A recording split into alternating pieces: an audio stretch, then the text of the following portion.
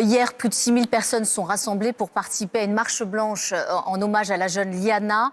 Après chaque drame comme celui-ci, la classe politique promet qu'il n'y aura plus jamais d'affaire Liana. Est-ce que vous pouvez nous citer une mesure précise qui aurait permis d'éviter ce drame ? Mais il faut évidemment des instructions. Prioriser la protection de la petite enfance. Pardon, il y a eu une circulaire, 25 janvier 2025. Oui. C'était la deuxième priorité. Oui, bien sûr. Mais vous savez, Darmanin. on a un vrai problème avec la pédophilie dans ce pays. Souvenez-vous, quand même, il y a quelques mois, on a 75, même 80 personnes poursuivies, voire mises en examen dans le périscolaire à Paris. La mairie a pris des animateurs qui étaient suspectés d'eux pour les transférer dans un autre arrondissement. Puis pour revenir, vous voyez, sur l'affaire Liana, quand même, il y a eu plusieurs plaintes, plusieurs affaires avant cela, avec même mais c'était parent d'une victime qui a dit priorisation. Excusez-moi, on a quand même un problème dans ce pays, puisque vous voyez bien que après 3 ou 4 affaires de viol ou d'attouchement sexuel, ce Jérôme Barella était en liberté. C'est d'ailleurs cette liberté qui lui a permis de kidnapper, violer et tuer la petite Liana. Pardon, mais je crois que chaque téléspectateur et chaque famille est meurtri dans le cœur et dans l'esprit par ce type d'affaires. La protection de la petite enfance, c'est la priorité aujourd'hui dans le pays. Ça doit être la priorité. Donc vous, ça aurait été la mesure, c'est-à-dire dire, voilà, c'est une priorité. Mais on manque évidemment de moyens. La justice manque de moyens. Quand vous avez 4 plaintes, quand vous avez des mamans qui viennent et qui disent « ma petite fille a été violée par cet homme », violée, et que cet homme, si on en croit vos confrères, attend la petite Liana chaque matin devant l'école, dans sa voiture, pardon, mais on a un vrai problème. Vous parlez de manque de moyens, mais le budget de la justice est en constante hausse depuis 2017, 7 milliards. Aujourd'hui, c'est 11 milliards. Oui, 11 milliards, et puis 10 milliards pour l'Union européenne, 40 milliards pour l'immigration. Et le reste, qu'est-ce qu'on priorise ? Vous savez, le budget, c'est peut-être le texte le plus important en politique, parce que ça fixe les choix budgétaires et les choix politiques. Ce n'est pas un tableur Excel. L'argent, il y en a, reste à savoir quelles sont nos priorités. Est-ce que c'est de distribuer des prestations sociales aux primo-arrivants, ceux qui n'ont pas encore cotisé ? Est-ce que c'est de donner de l'argent à Mme van der Leyen, qui nous met des couteaux dans le dos sur le Mercosur, par exemple, en foulant au pied la démocratie française ? Voilà, quelles sont les priorités ? Ma priorité, c'est protéger la petite enfance, donner les moyens de la justice, construire des places de prison, expulser les délinquants étrangers. Tout ça, vous voyez, après 10 ans de macronisme, on en est très loin. Sauf que vous dites vouloir donc lutter contre les violences sexuelles, mais quand on regarde de près ce qui se passe à l'Assemblée nationale, le RN ne vote pas les textes. 2 exemples, 28 janvier 2025, les députés RN se sont abstenus sur un texte qui renforce la lutte contre les violences sexuelles et sexistes. 1er avril 2025, ils ont voté contre la nouvelle définition pénale du viol. Où est la cohérence entre vos paroles et les actes ? Mais moi, je vais être très clair avec vous. On a aussi eu de très grandes critiques avec le texte contre l'immigration de M. Darmanin. Pourquoi ? Parce que ce texte était nul, mis à part le titre. Vous savez, sur le viol, on a tout ce qu'il faut. Et il n'était pas utile de redéfinir le viol pour arrêter M. Barella et permettre à Liana d'être aujourd'hui en vie. On avait aussi les textes suffisants pour expulser cette femme algérienne qui avait tué la petite Lola. On avait tous les textes prévus. Moi, je ne me demande pas des textes, je ne demande pas de l'inflation législative. Je demande à ce que le politique exécute ces textes, expulse les délinquants étrangers et mette en prison des pédophiles qui mettent en péril notre vie. Le politique, entre autres, je parle du ministre de l'Intérieur, Laurent Nunez, qui hier soir a reconnu un échec, mais écarte une démission. Est-ce que vous, ce matin, vous demandez sa tête ou celle du garde des Sceaux, Gérald Darmanin ? Mais monsieur Nunez vit sur la planète Mars. Parce que lors des émeutes, y compris du Paris Saint-Germain, dans 71 villes de France, où les Français ne peuvent plus voir ces images d'abribus cassés, de policiers attaqués, de tirs au mortier, qui sont quand même interdits normalement dans notre pays, il a dit que la situation était sous contrôle. 2 morts, un policier gravement blessé. Est-ce qu'il doit démissionner ? Aujourd'hui, il nous explique que tout va bien. Oui, il y a un petit échec, mais c'est tout le macronisme qui doit démissionner. C'est d'ailleurs à ça qu'on s'emploie. On ne peut plus voir ces gens aujourd'hui. Tous les feux sont au rouge sous le macronisme. Le taux de pauvreté, le taux de défaillance d'entreprise, les dettes, le déficit et l'ensemble de ces affaires dites faits divers qui sont en fait des vrais faits de société.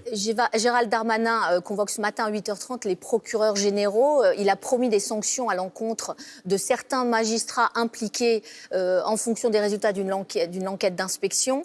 Il faut sanctionner davantage les magistrats.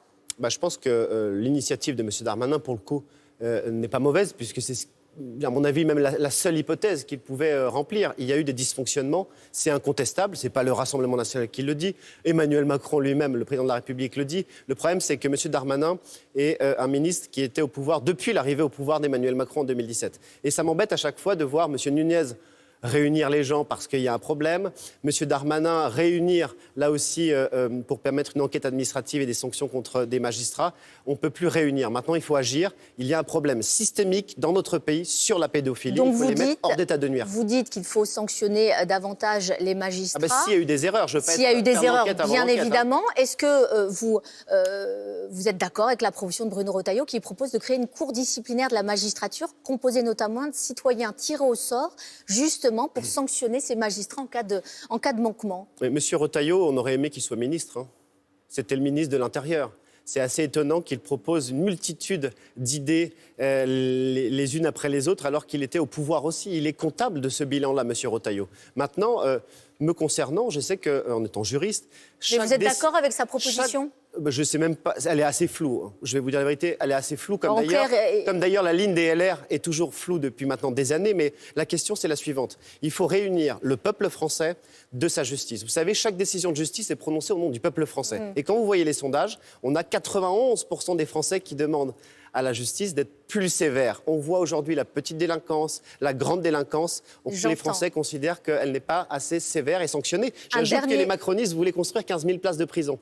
C'est votre sujet tout à l'heure. Moi, je vous le dis. Un dernier mot, parce qu'on doit avancer. Oui. Pendant la marche blanche, Jordan Bardella a été photographié dans le carré VIP du Grand Prix de Monaco, verre à la main, en compagnie de sa compagne Maria Carolina de Bourbon des Deux Siciles. Est-ce qu'il n'y a pas un décalage fort entre le candidat supposé du peuple et puis ce côté bling-bling? Et vous étiez où?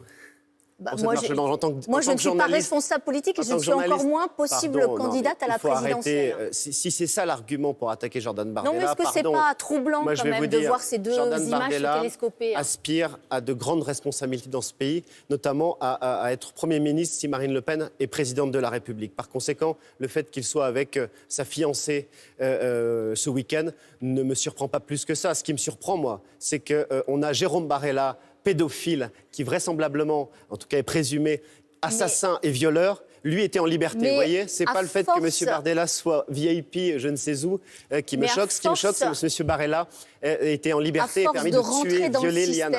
À force de rentrer dans le système, est-ce que vous ne risquez pas, le Rassemblement national, de ne plus incarner le vote contestataire au détriment d'un vote Jean-Luc Mélenchon, qui lui reste un vote anti-système? Vous le connaissez bien, Jean-Luc Mélenchon, puisque vous avez fait un petit bout de chemin avec lui aux côtés des... Vous savez, Jean-Luc Mélenchon a fait son grand meeting. Vous savez, la France Insoumise est toujours révolutionnaire avant le premier tour.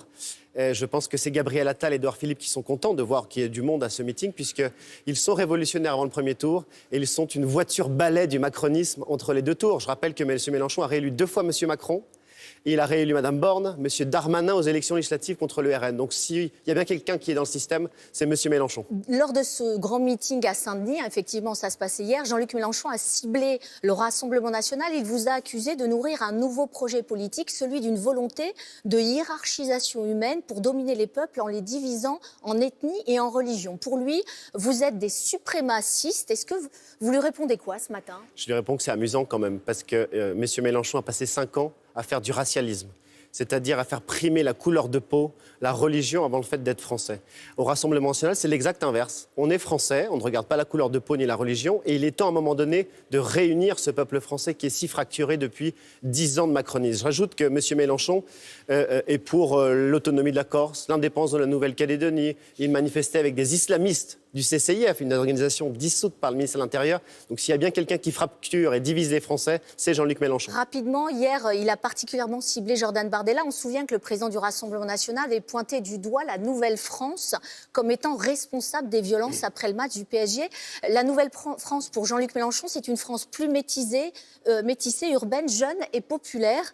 Elle vous pose des problèmes, cette Nouvelle-France? Mais M. Mélenchon propose la Nouvelle-France, la créolisation ou je ne sais quoi. Il dit même que le monde rural, on s'en fiche. C'est seulement les banlieues qui comptent. Ce n'est pas ma conception de réunir les Français. Vous savez, l'extrême pauvreté, ce n'est pas les banlieues. C'est les villes les plus éloignées dans le monde rural. Donc, si vous voulez, la Nouvelle-France, c'est bien.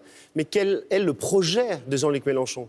Il analyse la société, certes, merci Monsieur Évidence, mais quel est son projet sur la sécurité, sur l'immigration et sur le reste? Je ne le sais pas. Et pour vous, ce serait un formidable candidat de second tour? Vous souhaitez que Marine Le Pen ou Jordan Bardella soient face à lui? Peu importe. Je pense que si les Français veulent du changement, ils voteront Rassemblement national puisque tous les autres se réunissent pour se distribuer les places contre nous. Merci Andrea Cotara. Bonne journée à vous.